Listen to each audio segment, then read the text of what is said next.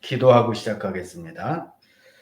하나님의 은혜를 감사합니다. 하나님께서 저희들을 특별히 사랑하셔서 늘 주의 말씀을 가까이 할 수 있게 해주신 것을 감사하고 오늘 또 수요일 날 고린도 전서를 공부할 때에 성령께서 우리 가운데 함께 하셔서 기록된 말씀과 그 말씀의 배경을 통해서 우리가 말씀을 밝게 할 수 있도록 도와주시고 올바른 말씀에 대한 이해와 깨달음을 통해서 우리의 믿음이 잘 자랄 수 있도록 도와주시기를 바랍니다.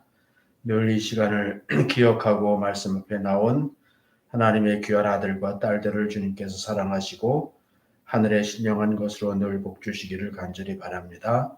예수님의 이름으로 기도드렸습니다. 아멘.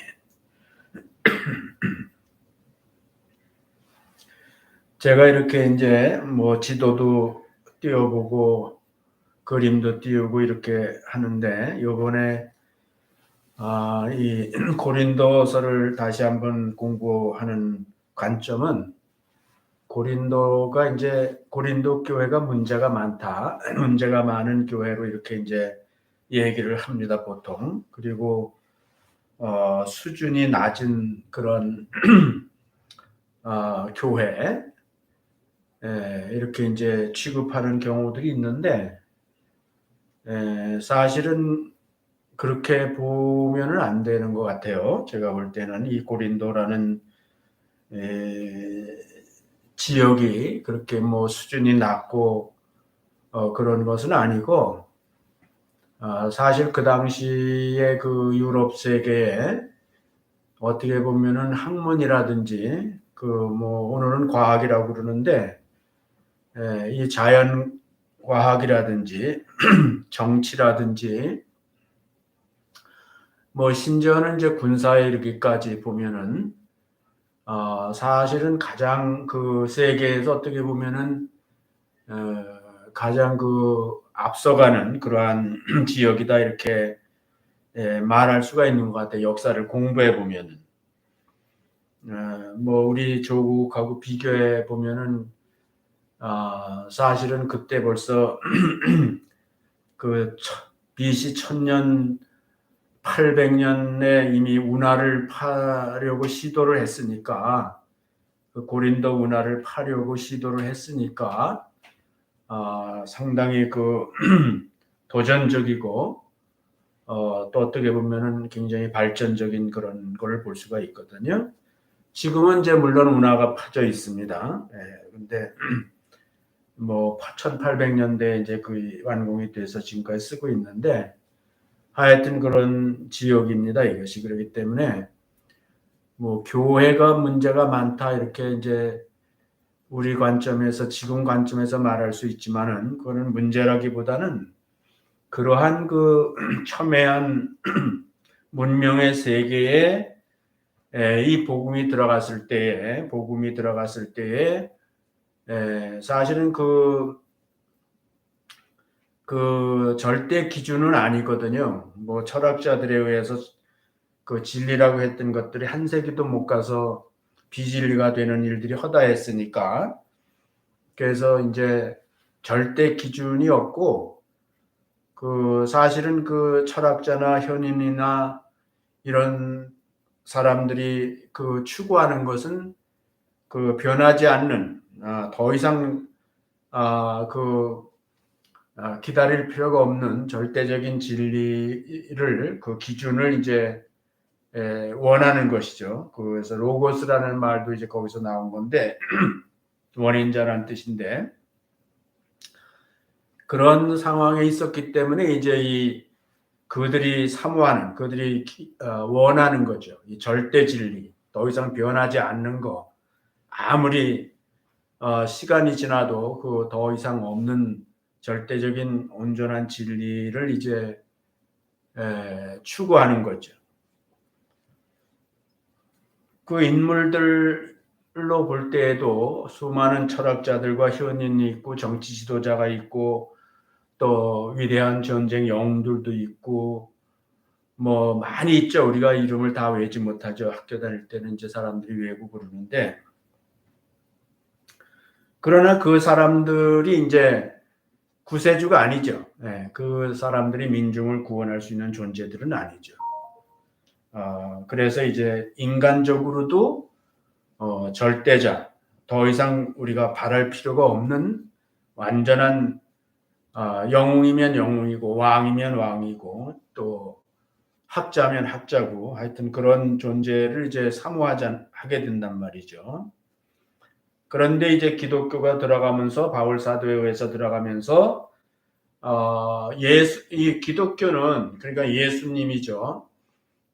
예수님을 통해서 이루어진 이 진리, 즉 복음은 그 모든 것들을 충족시킬 수 있는 내용을 가지고 있다는 거예요. 그러니까 그 헬라 사람들한테 헬라의 중심부에서 그렇게 이제 얘기를 하니까 사람들이 이제 비상한 관심을 갖게 되는 거죠. 자기들이 지금까지 찾았던 사람들이니까 그냥 이스라엘로 말하면 유대인으로 말하면 메시아죠, 메시아. 메시아를 기다리잖아요, 그 사람들은. 그런데 이방인을 그 통칭해서 헬라인 이렇게 얘기하는데 그 헬라인들도 사실은 자기들 나름대로 메시아를 기다리는 거죠. 절대 진리, 절대자를 기다리는 거기 때문에 이 복음이 바로 그걸 대답해 주는 거예요. 복음이 바로 그 분에 대해서 또 진리에 대해서 말씀하고 있는 거잖아요. 그러니까 이 사람들 중에 유대인들 중에서도 믿는 자가 있듯이 이 헬라인들 중에서도 이제 예수를 그렇게 가르침을 받아가지고 그 예수를 믿는 사람들이 생긴 거죠. 근데 그게 뭐 일시적이고 잠깐 동안 뭐 빛같이 나타났다가 사라지는 것이 아니라 오늘날까지도 그거는 온 그 그리스 세계가 오늘날 유럽이죠. 유럽이 다 아직까지도 뭐 2000년이 지나가는 지금까지도 보면은 그 예수 그리스도를 믿지요. 그리고 복음을 진리로 받아들이고 있죠. 그러다 보면 이거는 이제 완전히 사실은 그 헬라 사람들이 헬라적인 메시아를 그 기다리고 있었는데 원하는 것인데 그걸 찾고 있었는데 거기에 이제 응답이 된 거예요. 그러니까 자기들 나름대로 그렇게 이제 그 체계를 가지고 살아왔던 사람들이죠. 모든 문화나 뭐 문화하면 뭐 사실은 다 들어가는 건데 그런 가운데 살았던 절대가 아니라면 그러니까 절대가 아닌 상대적인 기준에 따라서 살아왔던 사람들인데 이게 절대다 하고 들어가니까 거기에 이제 그 충돌이 일어날 수 있죠. 일어날 수밖에 없죠. 사람들을 지금까지 살아왔던 그런 가치관이나 기준대로 살아왔던 사람들인데 이제 복음이 들어가면서 절대 진리고 예수 그리스도의 가르침이 인간의 삶의 그 기준이 되어야 된다라고 얘기하니까 마치 그거는 이제 이스라엘 백성들로 따지면은 뭐 애굽에 종살이하고 뭐 애굽에 익숙했던 사람들이 시내산에서 율법을 받아서 하나님의 말씀이잖아요. 그 절대 기준이잖아요. 그 기준이 법이 이제 이스라엘 백성들한테 주어지게 되니까 이스라엘 백성들이 그거를 다 지키겠다고는 했는데 사실 못 지키잖아요. 왜냐하면 자기들이 살아왔던 그런 가치관이나 습성이나 또 더 문제는 이제 인간의 죄성이죠.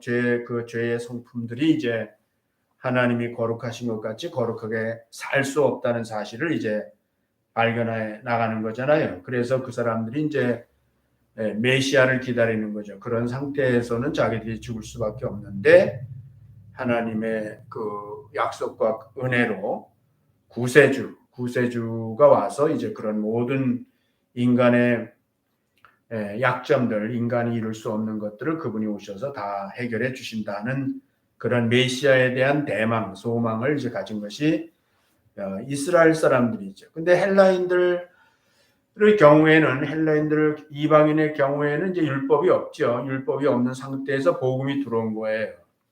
그래서 유대인과는 차이가 있지만은 이방인들이 복음을 받아들이게 됐을 때에 그리스도의 말씀, 그리스도의 가르침에 따라서 그 삶이 이제 그 기준에 그 복음에 합당한 삶이라고 그러는데 그 복음을 받아들인 사람이 그 복음에 합당한 삶을 이제 살아가야 되는 거죠. 그러다 보니까 이제 그 드러나는 거예요. 유대인들한테 율법이 들어가니까 과거에는 죄인지도 모르고 그걸 죄라고 누가 규정짓질 않으니까 그냥 그렇게 살아도 되는 걸로 알았는데 살다 그 법이 들어오니까 그렇게 살면 그게 죄가 되는 거예요. 그렇게 살면 안 되는 거예요. 그래서 이제 죄라는 것이 이제 나타나게 되는 거예요. 그러니까 이제 여기 고린도 사람들 중에 예수를 믿었는데 예수님을 믿고 예수님이 이제 하나님의 아들이라고 가르쳤죠. 바울 사도가 그 하나님을 가르치고 하나님의 아들을 가르치고 이제 성령을 가르쳤는데 그러니까 이 사람들은 그 지금까지 자기들이 믿는 신이 있다고요. 그 여러 신들이 있는데 그 신의 가르침을 따라서 사는 거라고. 신의 가르침을 따라서 살아왔어요. 그러니까 이제 다른 신을 내가 이제 예수를 믿으면은 그냥 쉽게 말하면 내가 다른 신을 믿는 거잖아요. 그럼 그 신의 가르침을 받아야 되는 거예요. 그 가르침을 받고 그 신의 가르침에 따라서 사는 것이 지금까지 자기들이 살아왔던 내용이라고요. 그렇게 살아왔던 거라고요. 그래서 지금 이제 일단은 예수님을 믿었기 때문에 그 예수님의 가르침을 따라야 한다는 거에 대해서는 다 동의하죠. 그거는 지금까지 자기들이 그렇게 신을 믿게 되면 그 신을 따라야 되니까 그거는 동의를 하는데 이제 그렇게 동의를 하고 이제 그렇게 살다 보니까 이제 그런 것들이 자기들이 이제 과거에는 그냥 그렇게 그 신의 가르침으로는 그렇게 살아도 되는 거였는데 예수님을 믿고 예수님의 가르침에 비하니까 그렇게 살면 안 되는 거예요. 그거를 이제 바울 사도가 복음을 전해놓고 복음을 전해놨는데 실제적인 믿음의 생활을 하는데 삶을 살아가는데 필요한 지침들을 가르쳐 주는 거죠.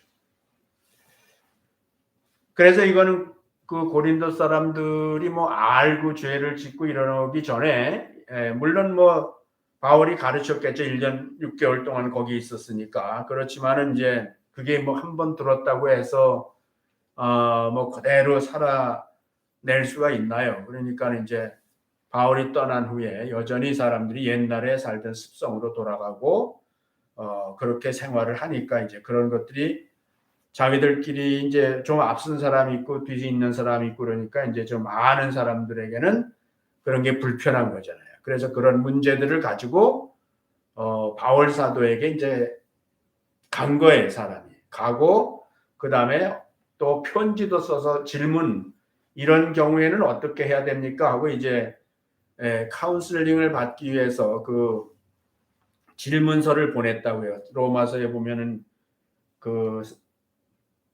고린도서에 보면은 나중에 우리가 보겠지만은 이런 경우 저런 경우에 대해서 바울 사도가 너희가 이런 그 결혼에 대해서는 하면서 이렇게 그 질문이 왔다는 뜻이거든요. 그래서 그런 식으로 이제 대답하는 형식으로 가르친죠. 그것이 이제 명문화 돼가지고 오늘날 하나님의 가르침이 하나님이 가르침과 동의된 그 같은 것이 된 거예요.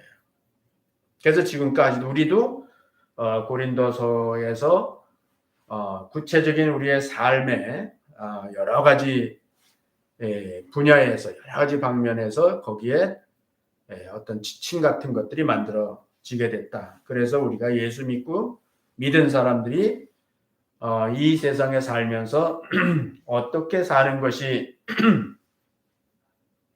거룩한 성전, 이제 우리가 성전인데 거룩한 성전이 될 수 있느냐, 거룩한 또 이제 사람인데 성전과 사람 성전에는 항상 그 사제가 있어요. 사제가 성전과 사제.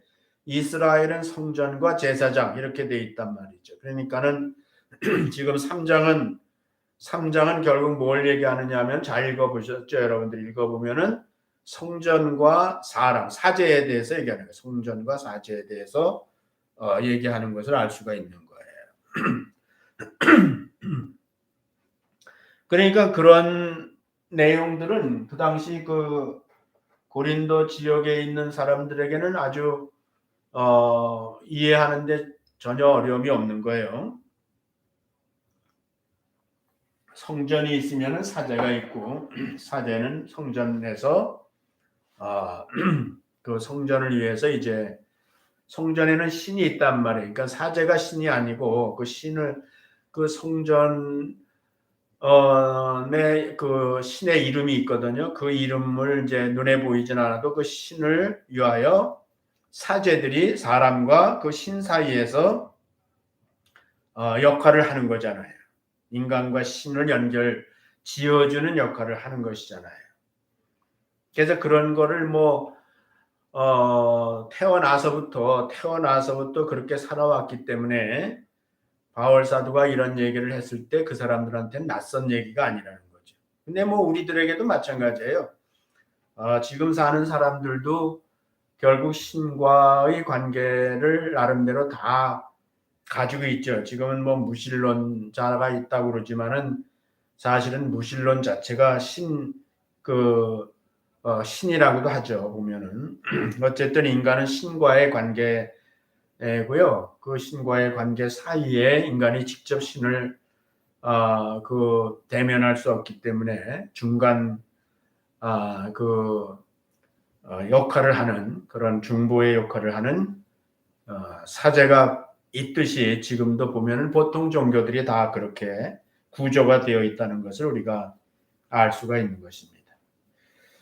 얘기가 좀 길어지긴 했지만 제가 이렇게 자꾸 이런 걸 보여드리는 것은 우리가 당시에 고린도의 역사적 상황이 어떤 것이기에 이런 말씀들이 기록이 되어 있나 하는 것을 먼저 이해하면은 오늘날 우리도 그 말씀이 그런 배경을 가지고 그런 목적으로 기록이 됐구나 하는 것을 이해하는 것이 우리들이 이제 말씀을 따라 살 때에도 그런 환경과 경우를 잘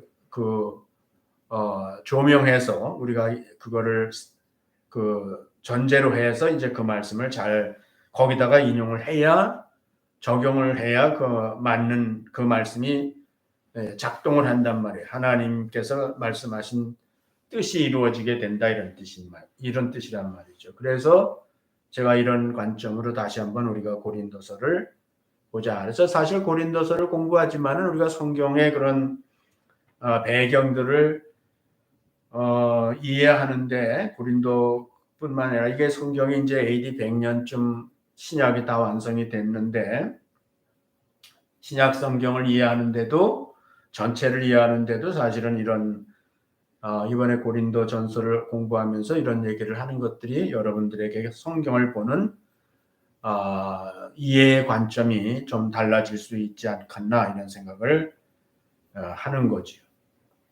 그래서 언젠가도 얘기했지만 지금은 옛날같이 무슨 학교에 가서 그런 과목을 택해서 서양 역사를 공부해서 알고 이러는 시대가 아니고 지금은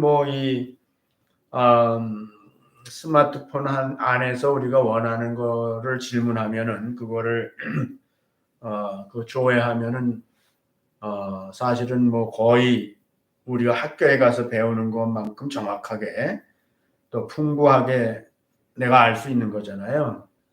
그래서 여러분들이 앞으로는 스스로 그런 부분에 대해서 좀 알아보고 그리고 그것을 근거로 해서 이제 성경도 보고 이렇게 하면은 여러분들의 그 성경을 따라 사는 신앙생활이 보다 더 바른 성경이 원하는 신앙생활이 될 수 있을 거다 하는 생각에서 제가 이런 얘기를 자꾸 하고 있는 겁니다.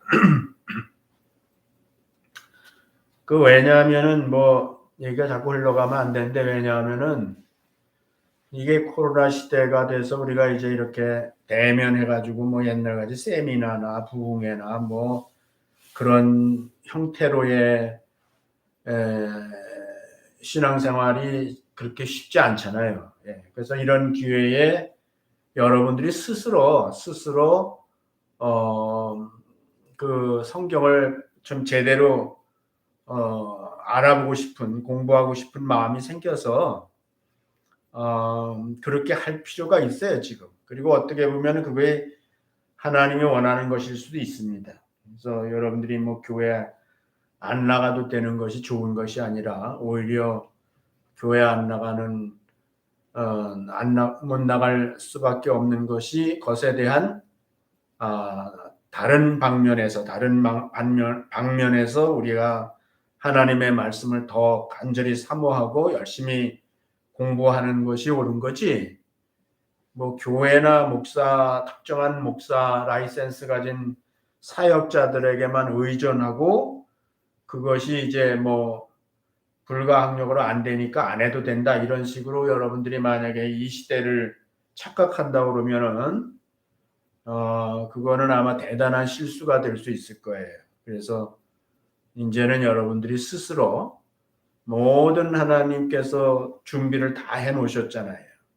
알고 싶은 것을 알 수 있는 모든 준비를 다 해놓으시고 환경이 이렇게 됐으니까 여러분들이 스스로 그렇게 할 필요가 있다는 거예요. 한 사람 한 사람이 자기가 스스로 성령의 도우심으로 또 수많은 하나님의 그 주변적인 역사죠. 내가 그 이방의 역사도 하나님이 이 복음을 완성되면 그 복음을 받아들이게 하기 위한 모든 그 환경을 다 만들어 오신 거라 그랬잖아요. 그러니까 그런 관점에서는 지금 똑같은 거예요. 지금도 우리가 하나님께서 우리에게 원하시는 것이 있고 그 원하신 것이 나한테 이루어질 수 있는 모든 여건을 하나님께서 다 이미 이루어 놓으셨다는 거예요. 그것이 이제 깨어있는 자의 태도가 되고 하나님이 베풀어 주시는 은혜를 받는 거죠.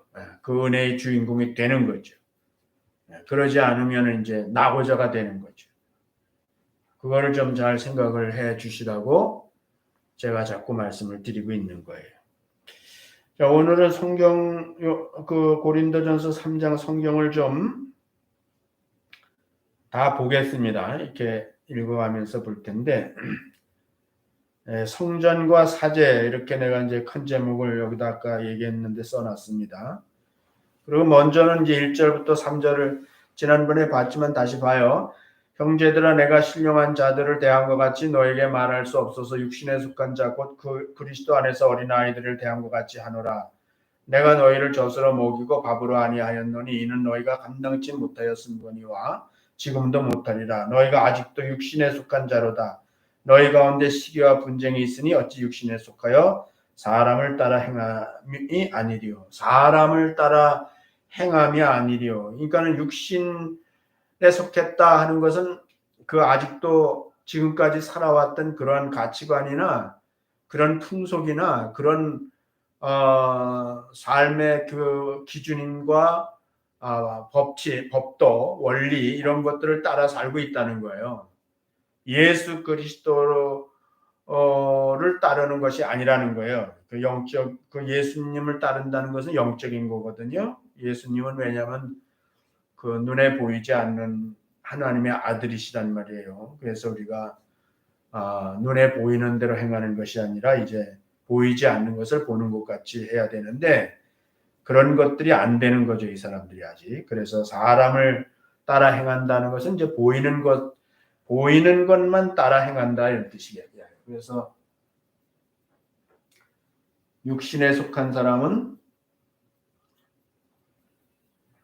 어쩔 수 없이 그 보이는 것을 따라 사는 것이 육신에 속한 사람이에요.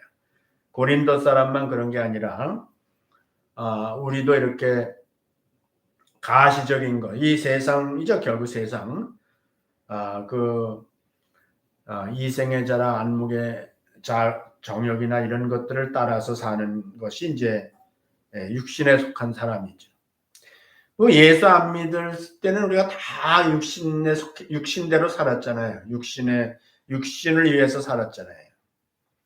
근데 예수 믿고도 계속 그렇게 살면은 그 사람은 그냥 예수는 믿었을지 몰라도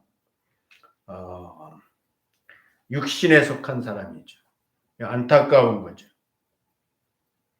그래서 이 육신에 속한 사람의 특징은 시기와 분쟁이고 사람을 따라서 행한다 이런 거예요. 그래서 이런 사람들은 어린아이같이 대해야 된다. 그러니까 어린아이같이 깨닫질 못하니까 어린아이같이 대할 수밖에 없다. 깊은 영적 진리들을 예수 그리스도를 통해서 깨달아지는 깊은 진리들을 얘기할 수가 없는 연약한 그 어린 자들이 됐다면서 그 이해가 이제 약한 거죠. 이해력이 없는 거죠. 그래서 이제 바울 사도는 이런 얘기를 여기 고린도서를 쓰는 관점이 어린아이에 대하여 말하듯이 젖을 먹이듯이 그렇게 이제 말을 한다는 거예요. 그런 차원으로 내가 얘기한다는 거예요.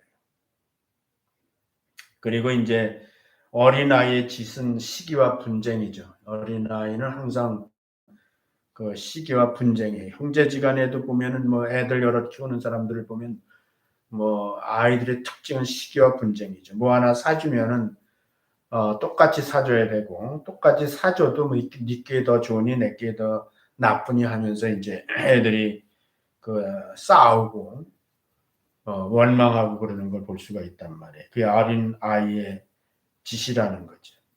근데 뭐 애들은 애들이지만은 어른들도 예수 믿고 만약에 시기와 분쟁과 눈에 보이는 것만 따라서 살면은 즉 사람을 따라 살면은 이제 예수 그리스도가 아니라 사람을 따라 살면 그것이 바로 어린아이 짓이다는 것을 적을 하고 있는 거예요.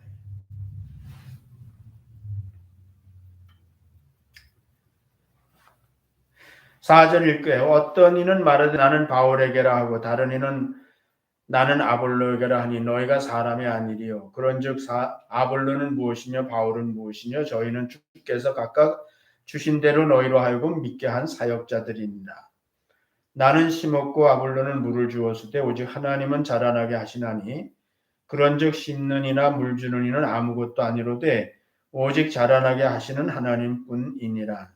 심는 이와 물 주는 이가 일반이나 각각 자기 일한 대로 자기의 상을 받으리라. 우리는 하나님의 동역자들이요 너희는 하나님의 밭이요 하나님의 집이니라.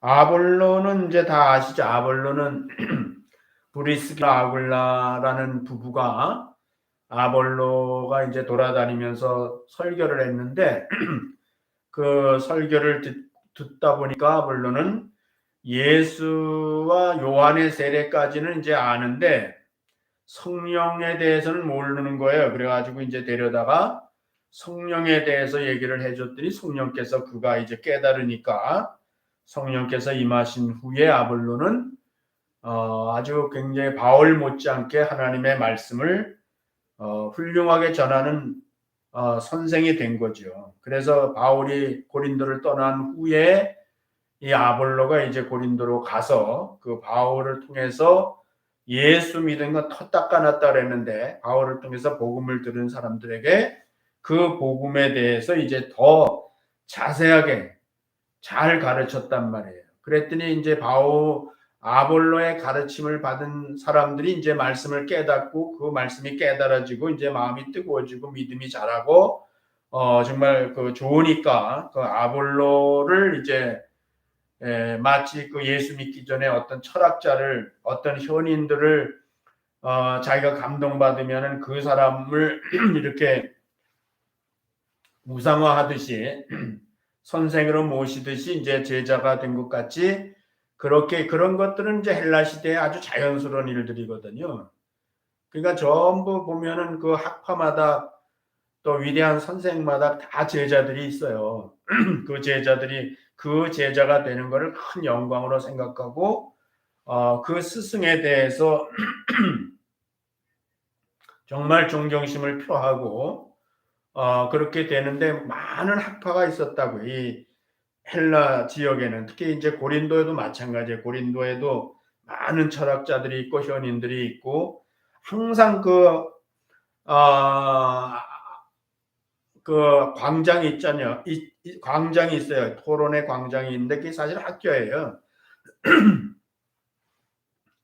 그 아고라라고 하는 그 광장이 지금도 남아 있죠. 보면은 그 광장이 있는데 거기에 모여서 이제 학파들끼리 이제 모여서 스승한테 배우고 그 다음에 자기들끼리 또 붙어서 논쟁을 하는 거예요. 계속 우리 선생이 더 옳다, 니네 선생이 더 옳다, 우리가 선생이 가르치는 게 더 수준이 있다, 막 하면서 서로 거기서 이제 논쟁을 벌이게 된단 말이에요. 그게 아고라 광장에 매일 일어나는 허구한 날 일어나는 일이라고 그랬어요. 거기 보면은. 그러니까 이런 생활을 쭉 해왔던 사람들이니까 뭐 그냥 자연스럽게 그렇게 되는 거죠. 바울을 좋아하는 존경하는 사람이 있고요. 아볼로를 존경하는 사람이 있으니까 아볼로와 바울이 자기 스승을 자기 제자들을 만들어 가지고 따로 뭐 이렇게 갈라놓은 게 아니에요. 여기 지금 잘 보신 분들은 알죠. 바울 사도는 나와 아볼로는 한 편이라는 거예요. 같은 동역자라는 거예요. 동역자. 그래서 이 아볼로와 바울은 사실은 한 마음이고 한 동역자인데 사람들이 나누는 거예요. 사람들이 나누는 거예요. 그래서 그것에 대해서 이제 그 무효화시키는 거죠. 그렇게 할 필요가 없다는 거예요. 왜냐하면은 우리가 갈라서서 서로 내가 높다, 네가 높다, 내가 위대하다, 네가 위대하다 그래야 이 사람들이 갈는 게 의미가 있지. 아니 뭐 자기네들이 존경하는 스승들이 하나가 됐는데 자기들이 어떻게 갈르겠어요. 자기들도 하나가 돼야지. 그래서 이제 바울 사도가 이런 얘기를 하는 거죠. 아볼로를 사실은 다른 사람들도 있었어요. 다른 데 보면 게바도 나오고 뭐 그리스도파도 하는 사람 나오고 그러는데 아마 어떻게 보면 바울 사도하고 아볼로는 서로 그렇게 얘기를 해도 충분히 그렇게 지체 동역자 의식이 있는 관계가 되지 않았겠나. 믿을 만한 그런 관계가 되지 않았겠나. 그러니까 이제 바울 사도가 아볼로라고 이제 아볼로에 대한 얘기를 하는 것이지.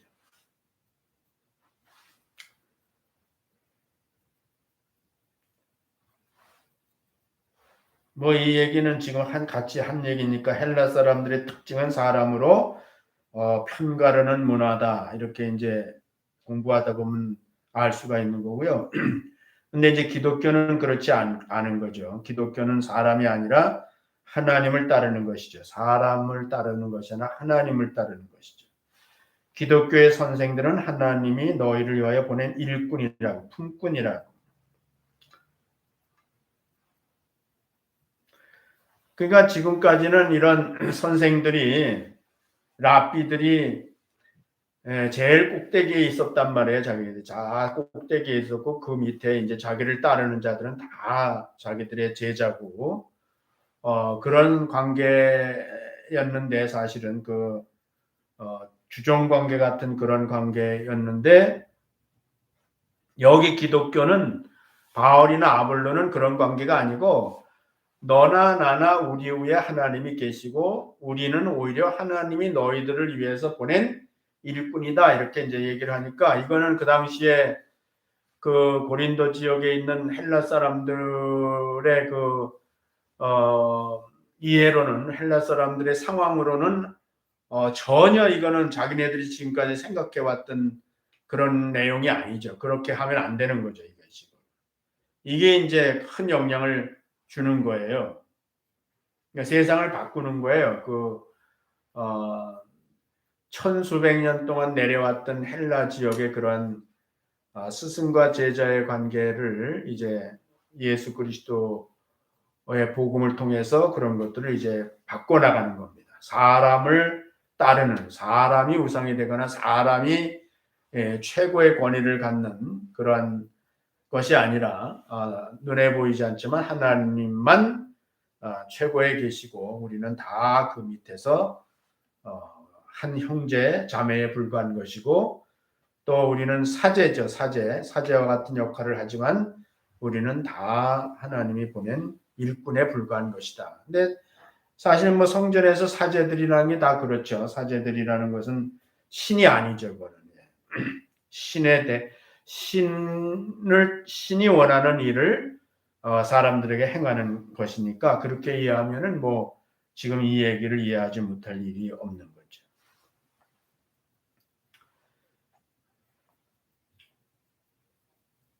그래서 물론 오늘날도 이제 학교를 자기 소속 자부심으로 여기듯이 당시에는 학파에 속한 것을 자기 자부심으로 여겼기에 기독교인들은 오직 예수 그리스도에게만 집중하고 가시적인 사람들에겐 배움으로만 끝내라고 한 것입니다. 그 삶도 그 진리도 모두 그리스도로부터 온 것이기 때문이에요. 그러니까 우리가 구원받는 복음과 모든 진리들은 다 그리스도로부터 온 것이지 사람으로부터 온 것이 아니라는 거예요. 그렇기 때문에 우리가 예수 믿는 사람들이 집중해야 될 대상은 하나님이시라는 거죠. 예수 그리스도, 사실 어떻게 보면 예수 그리스도에게 우리가 집중을 해야죠. 사람으로 이 땅에 오셨다가 부활 승천하신 예수 그리스도에게 우리가 집중하는 것이 그것이 하나님의 뜻이죠. 그의 말만 들으라고 그랬으니까. 하나님의 아들이시며 사람이신 예수 그리스도 한 분 안에 모든 신, 철인, 현인, 왕 모든 것의 완성자예요. 지난 주일날 제가 설교할 때에 예수 그리스도는 제사장도 되시고 성전도 되시고 제물도 되시고 예수 한 분 안에 모든 것이 다 이루어지는 거라 그랬잖아요.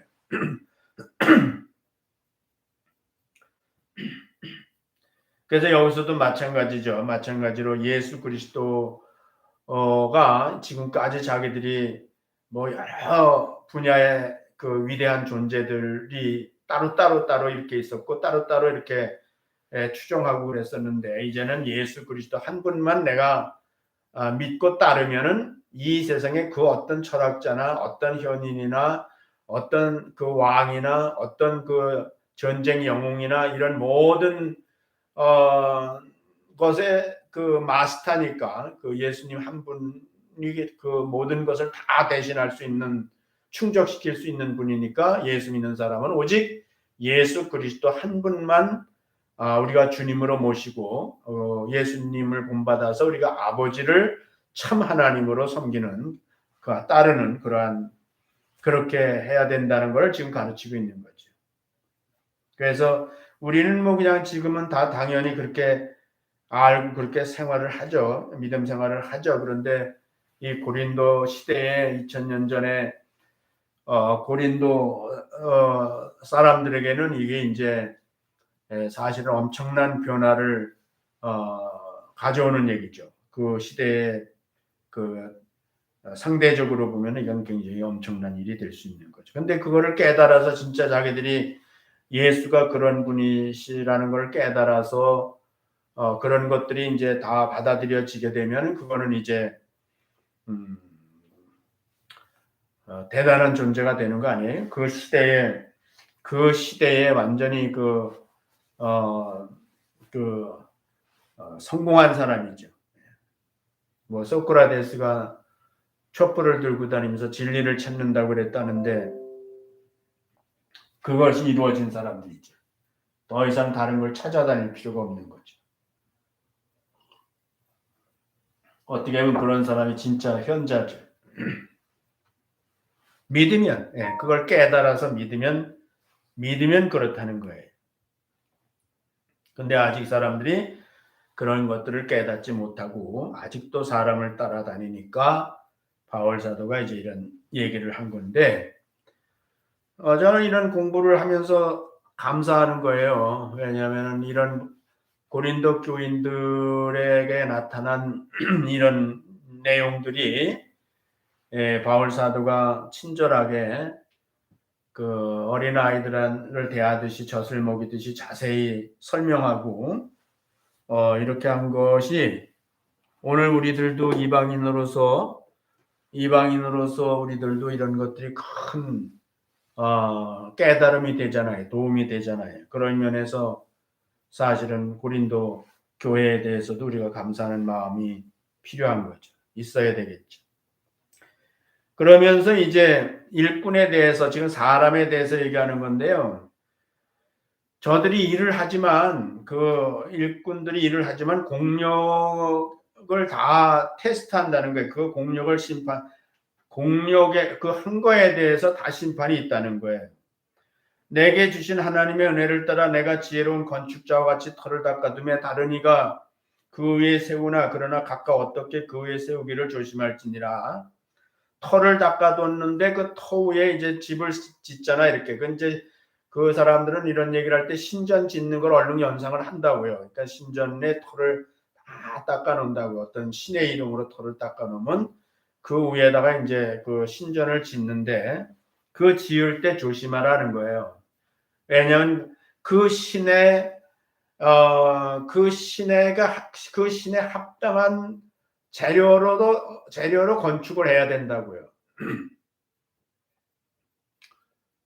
조금 더 얘기 읽고 해요. 11절 이 닦아둔 것 외에 능히 다른 터를 닦아둘 자가 없으니 이 터는 예수 그리스도라.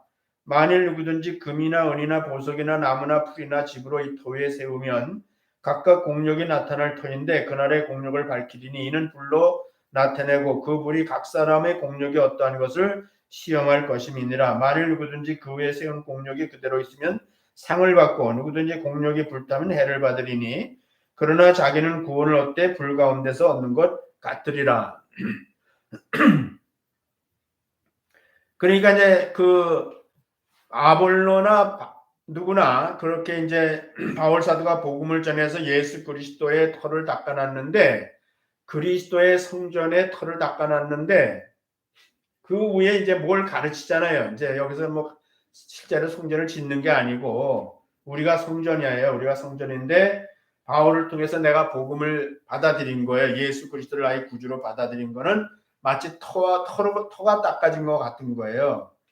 그런데 이제 아볼로나 게바나 이런 사람들이 돌아다니면서 이제 가르친단 말이에요. 소위 말하면 오늘날 부흥회를 하거나 신앙 세미나를 할 수도 있고 아니면 뭐 목사님들이 설교와 가르침을 할 수 있어요. 그렇게 가르치는 것들이 이제 그리스도의 터에 합당한, 다시 말하면 복음에 합당한 예수 그리스도에 근거한 진리들을 가르치지 아니하고 다른 것들을 가르치게 되면은 그래서 우리가 성전된 우리에게 그 성전을 지어가는데 나에게 그런 예수 그리스도의 진리의 말씀이 아닌 다른 것들을 가르치게 되면은 그런 것들은 이제 나중에 심판받는다 이런 거예요.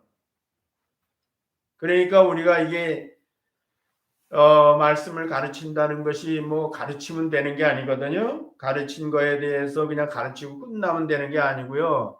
그 가르친 것에 대해서는 다 심판을 받아야 공력을 시험하게 돼 있는 거예요. 그렇기 때문에 이 가르친다는 게 무서운 거예요. 그래서 야고보 선생은 너희는 많이 선생되지 말라 이렇게 얘기했어요. 뭐 오늘날도 뭐 지금 아까운 시간이니까 뭐 얘기할 다 아는 얘기들이지만 뭐 기복 신앙도 있고요, 신요 신앙도 있고요. 다 예수 이름으로 하잖아요. 주여 주여 우리가 주의 이름으로 귀신도 쫓아내고 주의 이름으로 선지자 노릇도 하고 주의 이름으로 큰 많은 권능을 행치 아니하였나까 하리니 내가 그때 저희가 밝히 말하되 이 불법을 행한 자들아 내게서 떠나가라. 마태복음 7장 21절 이하에 기록된 말씀이잖아요. 거기 보면 불법이라고 그랬다. 불법. 그 사람들이 열심히 했죠. 귀신도 쫓아내고 뭐 권능도 베풀고요. 그 선지자 노릇했단 말이에요. 말씀을 가르쳤단 말이에요. 그런데 그게 다 예수 그리스도의 께서 이제 마지막 때 심판할 때 그거는 다 불법으로 되니까 불법을 행했으면 불법으로 행한 걸로 끝나는 게 아니죠. 불법을 행한 거에 대해서 심판을 받는 거죠. 그러니까 뭐 사실 뭐 지금도 보면은 뭐 평생을 교회 다녔어도 예수 믿는다 그러지만은 성전으로 봤을 때는 예수 그리스도의 성전으로서는 인정될 수 없는, 예수 그리스도의 성전이 될 수 없는 그러한 사람들이 많이 있는 거예요. 지금도 보면.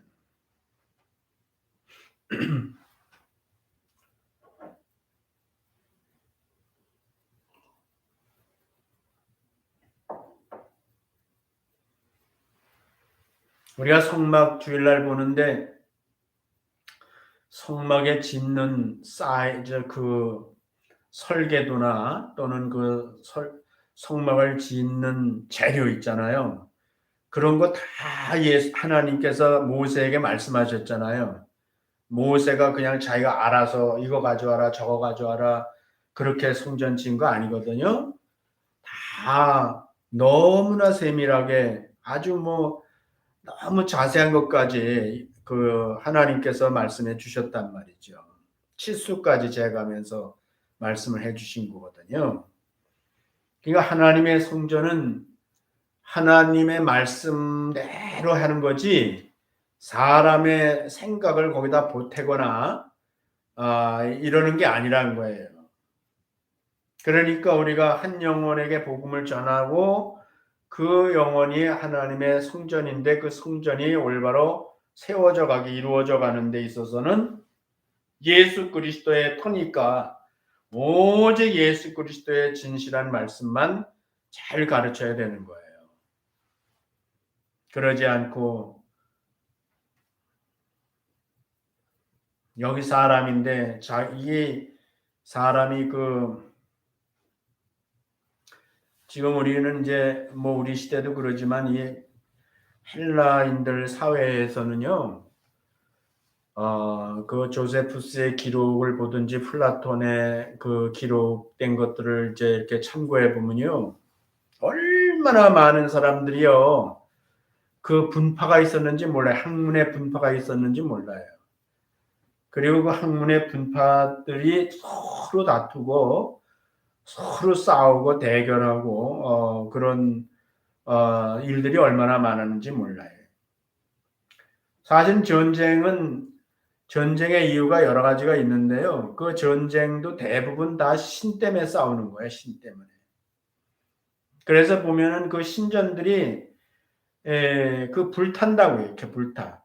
지금 여기 고린도에 있는 아프로디테 신전 같은 것도 지금 뼈대만 남아 있잖아요. 그렇죠? 우리 관광객들이 가서 보는데 그게 사실은 그 아, 시대에 무너졌거든요. 로마의 그 145년에 루시우스 임마우스라는 그 장군이 와서 그 고린도를 점령했을 때 그 불을 질렀다고요. 다 불을 질러가지고 그래가지고 다 타버렸다고요. 아마 이 얘기를 바울이 할 때는 사람들이 그 아프로디테 신전의 그 앙상한 뼈를 보면은 다 알 거예요. 나중에 물론 재건이 되긴 하지만은 그렇게 해서 이제 불타버렸거든요. 100년 동안이나 폐허로 남아 있었어요. 그러다가 BC 44년에 줄리어스 시저가 그 복구를 했다고요. 그거를 그 고린도 지역을 복구를 하고 거기에다가 퇴역 군인들이 이제 들어가 살게 하고 노예들을 이제 거기에 이제 노예들이 노역을 하게 하고 그리고 이제 거기에 상업 도시가 되게 하고 이렇게 해서 이제 다시 그 로마 시대에는 지금 바울 시대에는 이제 건물이 쓰고 다시 그 금융 지역이 되고 뭐 학문이 이제 발달하고 뭐 그것뿐만 아니라 이제 돈이 있고 뭐 그러다 보니까 이제 거기에 여러 가지 그 문란한 일들도 많이 일어나고 이제 그렇게 됐는데 하여튼 그런 역사를 가지고 있어요. 불타버린 그 신전의 모습들을 우리가 볼 수 있는 거죠. 그러니까는 아마 그런 거를 가지고 보면 얘기를 하면은 그 이해가 빨리 되지 않을까 생각이 돼요. 하여튼 간에 그렇게 사람을 따라서 그 분파가 나눠지고 서로 싸우는 것을 싸워서 이기는 거를 이제 아주 승리고 그렇게 하는 것이 일상의 삶이고 이제 그런 사회였잖아요. 그런 가운데서 이런 말씀을 하신다는 것은 이제 굉장한 거예요. 그래서 예수 그리스도의 터 위에 세우는 것을 함부로 하면 안 된다는 거예요.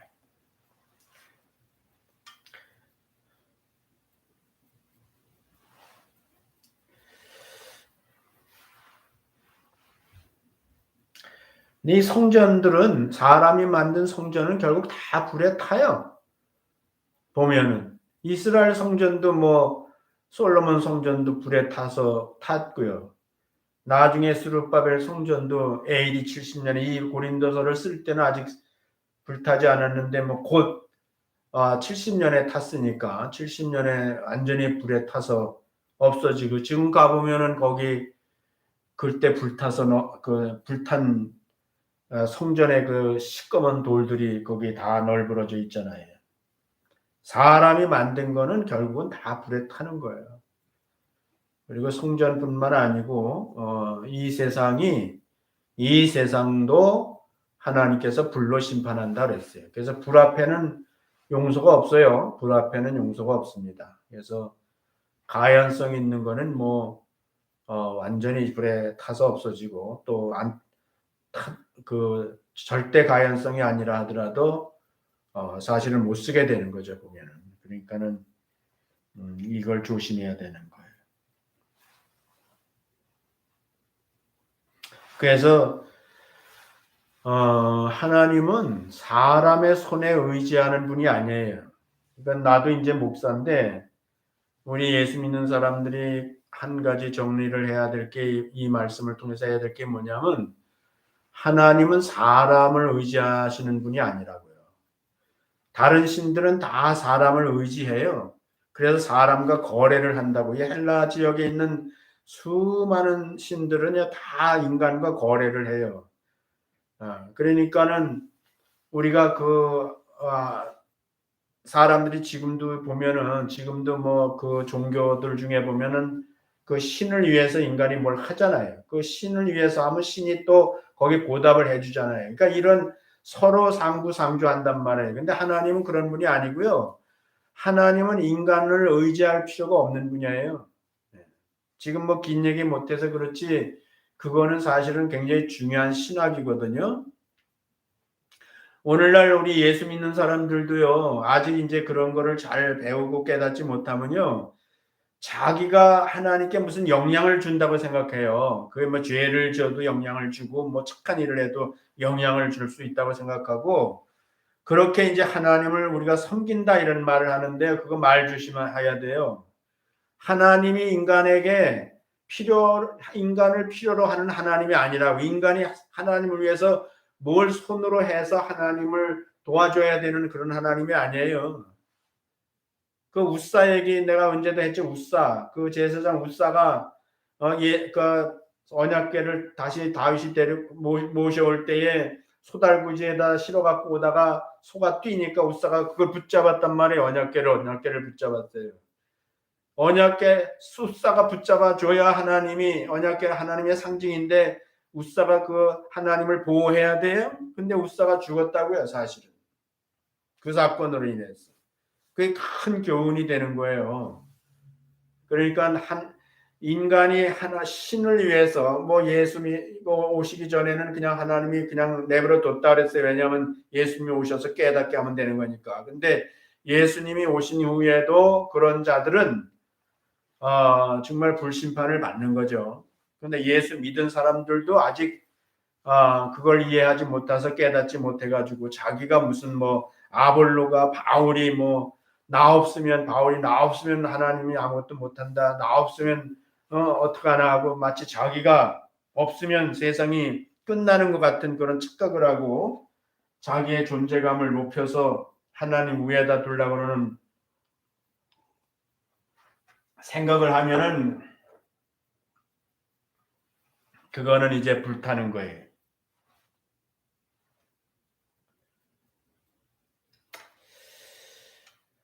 오늘은 시간 내에 맞춰야 될 것 같으니까 마지막 읽겠습니다. 이제부터 16절은 성전에 대해서 얘기하는 거예요. 성전에 대해서. 물론 다 겹치긴 한데 사람에 대해서 이제 얘기를 한 거죠. 사람을 따라 예수 믿는 기독교는 사람을 따라 행하는 것이 아니다라는 오직 예수 그리스도 한 분만을 우리가 따르는 것이다. 나머지 위대한 선생들이라는 것은 그냥 품꾼에 불과한 것이다. 물 주는 사람들이다. 그러니까 이 물 준다는 말도 그냥 한 게 아니에요. 사실은 그 아테네의 여신이 그 아테네 사람들에게 신이 되는 선물로서 준 것이 올리브 나무거든요. 올리브 나무. 그 올리브 나무를 줬는데 그 올리브 나무를 이 유럽 사람들이 계속 심어요. 근데 사실은 그 올리브 나무를 심는 것도 중요하지만 물 주는 게 굉장히 중요한 거예요. 물을 주지 않으면 올리브 나무가 이제 자라질 못하니까. 그래서 이 올리브 나무가 어느 정도 스스로 뿌리를 깊이 내려서 물의 근원에다 뿌리를 대기 전까지는 계속 물을 줘야 돼요. 그래서 그 올리브 나무를 키우는데 가장 중요한 역할을 하는 것이 뭐냐면 물 주는 역할을 하는 거예요. 그러니까 그런 거를 그 시대의 사람, 그나 지금도 마찬가지지만 그 시대의 사람들이 물 주는 이다 하면 알아요. 물 주는 이다 하면 자라나게 하시는 이는 하나님이시다. 그러니까 자기네들은 물만 주는 거지. 그리고 뭘 기대하냐면 이것이 자랄 거라는 걸 기대하는 거죠. 자기가 자라게 하는 게 아니죠. 그래서 이제 그렇게 기독교 안에서는 너희들을 위해서 영혼들을 위해서 앞서서 섬기는 그런 모든 사람들은 아볼로든 바울이든 누구든 그것은 다 섬기는 자다. 그래서 아볼로나 바울의 입장에 있는 사람들도 그거를 그렇게 이해를 해야 돼요. 그리고 여러분들도 사실은 궁극적으로 다 그렇게 그런 위치에 있다는 것을 받아들여야 되는 거예요. 16절부터 마지막 읽겠어요. 너희가 하나님의 성전인 것과 하나님의 성령이 너희 안에 거하시는 것을 알지 못하느냐. 누군지 하나님의 성전을 더럽히면 하나님이 그 사람을 멸하시리라. 하나님의 성전은 거룩하니 너희도 그러하니라. 아무도 자기를 속이지 말라. 너희 중에 누구든지 이 세상에서 지혜 있는 줄로 생각하거든 미련한 자가 되어라. 그리하여 지혜로운 자가 되리라. 이 세상 지혜는 하나님께 미련한 것이니 기록된 바 지혜 있는 자들로 하여금 자기 계율에 빠지게 하시는 이라 하였고 주께서 지혜 있는 자들의 생각을 헛것으로 하신다 하였느니라. 이거는 이제 인용한 거에 시편 94편 11절 여호와께서 사람의 생각의 허무함을 아시느니라. 21절 그런즉 누구든지 사람을 사랑하지 말라. 만물이 다 너희 것임이니라. 바울이나 아볼로나 게바나 세계나 생명이나 사망이나 지금 것이나 장래 것이나 다 너희 것이요 너희는 그리스도의 것이요 그리스도는 하나님의 것이니라. 그러니까 지금까지 말한 거를 성전과 사람을 지금 다시 정리를 한 겁니다. 그래서 그 당시에 성전은 돌로 위대하게 만든 웅장하게 만든 것을 다 신전으로 이렇게 생각을 했고 유대인들은 그 뭐 헤롯의 성전을 성전이라고 그랬는데 이제 예수님 이후로는 성전 개념이 완전히 달라진 거죠. 성전은 사람의 손으로 만들어서 세우는 것이 아니라 성령께서 임하신 그 사람이 성전이라는 거예요. 그래서 그 성전이 온전하게 이제 지어져 가는 역할을 하기 위해서 하나님께서 계속해서 교회 공동체도 주시고 그 다음에 거기에 선생들도 보내셔서 그 사람이 그 예수 그리스도를 믿은 복음의 터 위에 그 성전이 지어지듯이 건물이 지어지듯이 영적인 성전이 다시 말하면 우리가 영적인 사람이 되는 거예요. 육신에 속한 사람이 아니라 이제 영적인 사람으로서 우리가 성장해 가는 것을 의미하는 거예요. 다시 말하면 그리스도를 닮는 거예요. 그리스도의 형상을 이루어 가는 것을 말하는 거예요.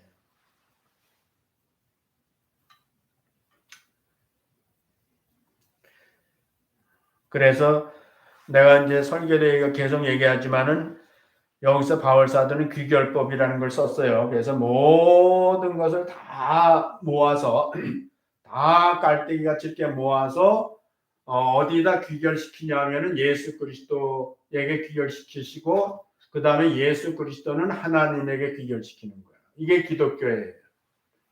모든 것이, 이 모든 것이 다 예수 그리스도의 것이에요. 그리고 그리스도는 하나님의 것이에요. 그런데 놀라운 것은 그 하나님은 바로 예수 믿는 사람들을 위해서 또 모든 것을 다 주신 분이에요. 자기 아들을 아끼지 않고 내어 주신 분이에요. 그래서 우리는 계속해서 모든 것이 주께로부터라는 것을 항상 우리가 잊어버리지 말고 인정해야 되고, 또 그렇게 할 때 하나님은 우리에게 모든 것을 또 주시는 분이셔요. 그게 이제 신령한 거예요. 위로부터 온 것이 신령한 거예요. 내가 뭐 노력해가지고 많은 재물을 갖든지 명예를 얻든지 하든지 이런 것들은 신령한 게 아니에요. 신령한 것이 되려면은 하나님으로부터 온 것만 신령한 거예요. 그래서 우리는 신령한 것이 되게 하기 위해서 나의 모든 것들을 다 항상 주님께 올려야 되는 거예요. 내가 뭘 하든지 뭐 먹든지 마시니 뭘 하든지 다 하나님의 영광을 위해서 하는 건데, 그것이 결국은 예수 그리스도를 본받는 거예요. 예수 그리스도가 아니면 우리는 존재할 수 없잖아요. 예수님 때문에 우리가 구원받고 하나님의 아들, 딸들이 되고 다 거기서 시작하는 게, 마치 우리가 부모로부터 나왔기 때문에 부모가 아니면 내가 존재할 수 없듯이, 그렇게 해서 이제 둘째 아담이신 예수 그리스도로 말미암아 우리가 존재하는 거니까, 생명이나 뭐나 여기 계속 언급했지만 이 모든 것이 다 주께로부터 온 거란 말이에요. 그러니까 우리가 그것을 주님께 다 올려드려야 되는 거예요. 주님의 것이라는 것을 인정해야 되는 거예요. 그럴 때 하나님께서는 그것을 우리에게 다시 돌려주신다고. 예수 그리스도를 사실은 우리를 위해서 내어주신 이가 무엇을 아끼겠느냐 하셨잖아요. 그렇게 해서 하나님이 나에게 다시 주시는, 소위 그것이 이제 신령한 복이거든. 신령한 복. 세상 사람들이 말하는 그런 복들이 아니고요. 그것이 위로부터 주어진 것이기 때문에 신령한 복이란 말이에요. 그게 진짜 복이에요. 그런 것들은 하나님이 도로 뺏어가시는 것이 아니죠. 그런 것들을 통해서 우리가 이 땅에서 하나님의 자녀로서 먹기도 하고 살기도 하고 다 하는 거죠. 그래서 여러분들이 소유하고 있는 것이 무엇이든지 신령한 것이 되기 위해서는 먼저 그것이 다 주님께부터라는 진정한 고백과 그런 의식이 여러분들한테 필요한 거예요. 그럴 때 주님께서 그 믿음을 보시고 여러분의 필요가 물질이든지 그 영적인 것이니 모든 것을 다시 여러분들한테 허락해 줄 때에 그것은 신령한 것이고 그것이 바로 복이 되는 겁니다. 오늘 여기까지만 해야 되겠습니다. 기도하겠습니다. 은혜로우신 아버지 하나님 감사합니다. 저희들이 이 고린도 전서를 우리가 다시 한번 보고 있습니다. 하나님, 우리가 말씀에 넘어가지 않게 도와주시고 우리가 그 말씀 안에서 우리에게 바르게 알게 해주시고자 하는 것이 무엇인지를 깨닫는 정신을 주시고 우리의 믿음이 정말 하나님의 말씀 위에 예수 그리스도의 터 위에 성전이 세워지듯이 우리 영혼이 날로 성장해가는 은혜가 있게 해주시기를 간절히 바라고 예수님 이름으로 기도드렸습니다.